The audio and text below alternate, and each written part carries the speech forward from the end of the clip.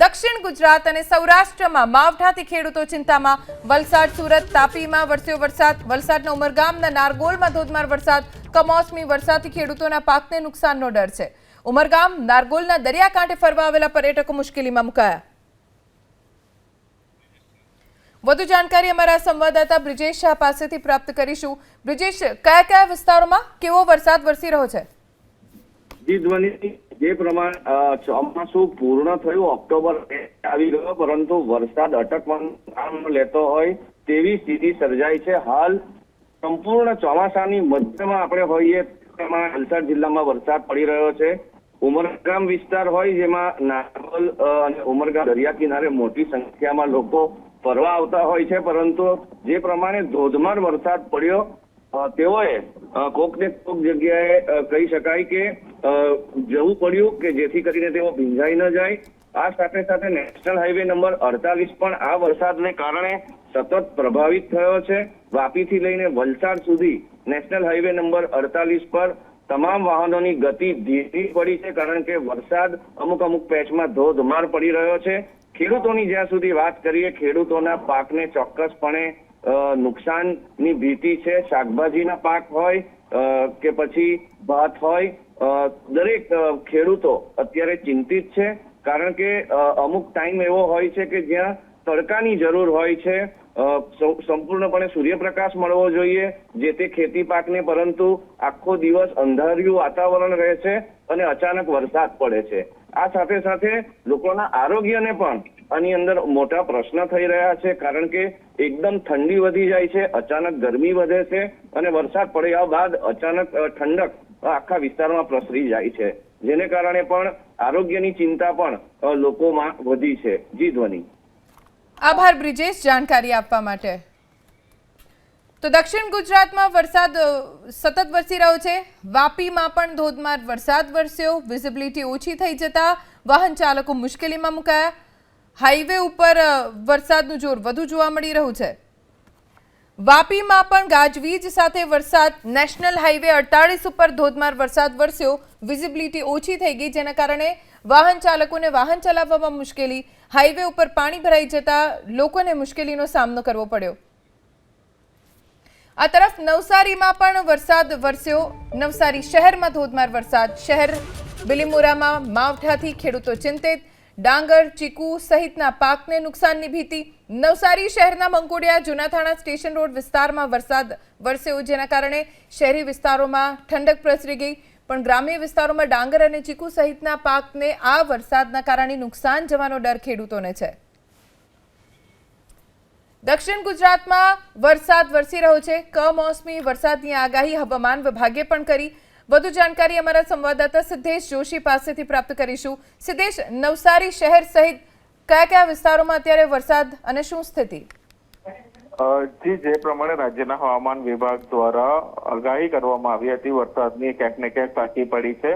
નવસારી તમામ વિસ્તારમાં અત્યારે વરસાદ વરસી રહ્યો છે। ખાસ કરીને જૂનાથાણા, મંકોડિયા, સર્કિટ હાઉસ જેવા વિસ્તારમાં અત્યારે પણ ધોધમાર વરસાદ વરસી રહ્યો છે। સાથે નવસારીના ગ્રામ્ય પંથકમાં પણ વરસાદી માહોલ રહેતા અત્યારે જે છે ખેડૂતોની ચિંતા વધી છે। ખાસ કરીને અત્યારે ડાંગરની કાપણીનો સમય છે અને ચીકુનો પાક પણ તૈયાર થાય છે। આવતીકાલે લાભ પાંચમનો દિવસ છે અને ચીકુની આવતીકાલથી હરાજી શરૂ થવાની છે। એવા ટાઈમે આ માવઠું ખેડૂતો માટે ક્યાંક ને ક્યાંક નુકસાન લાવ્યું હોય એ પ્રકારની પરિસ્થિતિનું નિર્માણ થયું છે। જોકે નવસારી શહેરમાં જ અત્યારે ધોધમાર વરસાદ વરસી રહ્યો છે। ગણદેવી અને બિલીમોરામાં ધીમી ધારે વરસાદી ઝાપટા પડ્યા હતા, જોકે અત્યારે વરસાદ રોકાયો છે, પરંતુ નવસારી શહેરમાં હજી પણ ધોધમાર વરસાદ યથાવત છે। સિદ્ધેશ, આભાર જાણકારી આપવા માટે। આ તરફ ડાંગના આહવામાં વીજળીના કડાકા ભડાકા સાથે વરસાદ વરસ્યો। ડાંગના આહવામાં 1 ઇંચ વરસાદ ખાબક્યો। ડાંગર સહિતના પાકને નુકસાનની ભીતિ ખેડૂતોને સતાવી રહી છે। કુદરતી ઝરણા અહીંયા જીવંત થઈ ગયા વરસાદના કારણે। પર્વતો ઉપરથી ઝરણા વહેવાનું શરૂ થઈ ગયું। લગભગ 1 ઇંચ જેટલો વરસાદ આહવામાં ખાબક્યો, જેના કારણે ડાંગનું વાતાવરણ ખીલી ઉઠ્યું, પણ સાથે સાથે ખેડૂતો ચિંતિત, કેમ કે આ કમોસમી વરસાદ છે। આકાશમાંથી ડાંગર સહિતના પાક માટે આફત વરસી રહી છે। તાપી જિલ્લામાં કમોસમી વરસાદ વરસ્યો. ઉચ્છલ તાલુકાના નારણપુર ગામે વરસાદ વરસ્યો. વ્યારા, વાલોડ, ડોલવણ સહિતના તાલુકાઓમાં ધોધમાર વરસાદ. ડાંગર પકવતા ખેડૂતોની ચિંતા વધી. દક્ષિણ ગુજરાતમાં સૌથી વધારે ડાંગરનો પાક લેવાય છે. દક્ષિણ ગુજરાતમાં ધોધમાર વરસાદ વરસી રહ્યો છે, જેના કારણે ખેડૂતો ચિંતિત છે. ઉચ્છલ તાલુકાના નારણપુર, વ્યારા, વાલોડ, ડોલવણ સહિતના વિસ્તારો કે જ્યાં વરસાદ વરસ્યો, જેના કારણે શહેરી વિસ્તારોમાં વાતાવરણમાં શીતળતા વ્યાપી ગઈ, પણ ગ્રામ્ય વિસ્તારોમાં ખેડૂતોની ચિંતા વધી ગઈ. ગોધરા શહેર અને ગ્રામ્ય વિસ્તારોમાં પણ વરસાદ. અચાનક વરસાદ ખાબકતા ખેડૂતોમાં દોડધામ મચી ગઈ. ડાંગરની ખરીદી સમયે વરસાદથી કાકણપુર એપીએમસીમાં ખેડૂતોમાં દોડધામ થઈ ગઈ. માર્કેટ યાર્ડમાં ડાંગરનો જથ્થો સલામત સ્થળે ખસેડવા માટે ખેડૂતો દોડાદોડી કરતા જોવા મળ્યા. આજે ખેડૂતો ડાંગરનો પાક લઈને એપીએમસીમાં પહોંચ્યા હતા, ત્યારે જ અચાનક ધોધમાર વરસાદ વરસ્યો, જેથી પોતાના પાકને બચાવવા માટે તાડપત્રી સહિતનો સહારો લેતા જોવા મળ્યા ખેડૂતો. મોટી સંખ્યામાં ખેડૂતો ડાંગરનો પાક લઈને એપીએમસીમાં પહોંચ્યા હતા. અગાઉ હવામાન વિભાગની પણ આગાહી હતી જ કે વરસાદ વરસશે, અને આગાહી વચ્ચે વરસાદ વરસ્યો, જેના કારણે ખેડૂતો પાક બચાવવા માટે દોડધામ કરતા નજરે પડ્યા. વાત સૌરાષ્ટ્રની કરીશું. જૂનાગઢ જિલ્લામાં માવઠાનો માર. ચોરવાડ અને આસપાસના વિસ્તારોમાં કમોસમી વરસાદ વરસ્યો, જેના કારણે ખેડૂતો મુશ્કેલીમાં મુકાયા. ઘણા ખેતરોમાં હજુ પણ મગફળીના પાથરા પડ્યા છે. એવામાં વરસાદ વરસતા મગફળીનો પાક નુકસાન પામશે તેવી ભીતિ ખેડૂતોને છે. ચોરવાડ અને આસપાસના વિસ્તારોમાં માવઠું વરસ્યું, ખેડૂતોની ચિંતા વધી ગઈ. હજી પણ ઘણા ખેતરોમાં મગફળીના પાથરા પડ્યા છે. કેશોદ પંથકમાં પણ કમોસમી વરસાદ વરસ્યો. કેશોદના અજાબ સહિતના ગામોમાં ધોધમાર વરસાદ પડ્યો. ખેતરમાં હજુ પાક પડ્યો છે અને અચાનક વરસાદ વરસ્યો, જેના કારણે ખેડૂતોની ચિંતા વધી ગઈ છે. આ કમોસમી વરસાદ ખેડૂતોને આર્થિક ફટકો આપી શકે છે. વધુ જાણકારી અમારા સંવાદદાતા સાગર નિર્મલ પાસેથી પ્રાપ્ત કરીશું. સાગર, કયા કયા વિસ્તારોમાં વરસાદ અને મગફળી પકવતા ખેડૂતોની શું સ્થિતિ?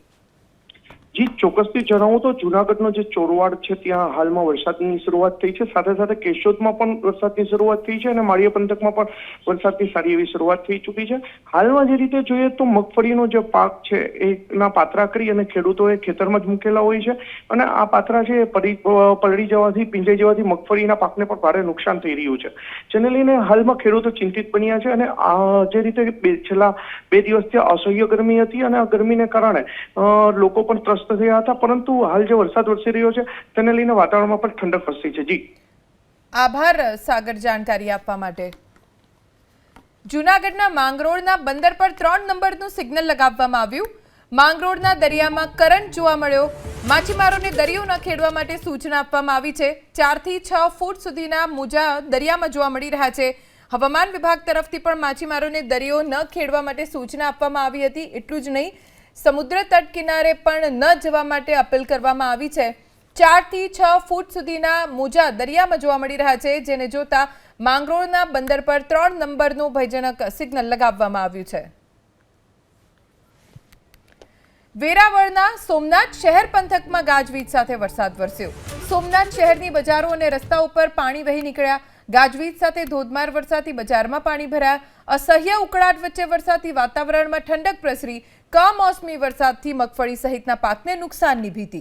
વેરાવળના ગ્રામ્ય વિસ્તારમાં ધોધમાર વરસાદ વરસ્યો. વાદળછાયા વાતાવરણ વચ્ચે એકાએક વરસાદ વરસવાના કારણે અસહ્ય બફારાથી સ્થાનિકોને રાહત મળી. કાજલી, સુત્રાપાડા, બાદલપરા, સોનારિયા આસપાસ ગામોમાં હળવાથી ભારે વરસાદી ઝાપટા વરસ્યા. બજારોના દ્રશ્યો આપ જોઈ રહ્યા છો. વરસાદ એટલો ધોધમાર વરસ્યો, શિયાળાના પ્રારંભે જ ભર ચોમાસા જેવો વરસાદ વરસવાના કારણે નીચાણવાળા વિસ્તારોમાં પાણી ભરાઈ ગયા. બજારમાં પાણી ભરાઈ જવાના કારણે મુશ્કેલીનો સામનો કરવો પડ્યો.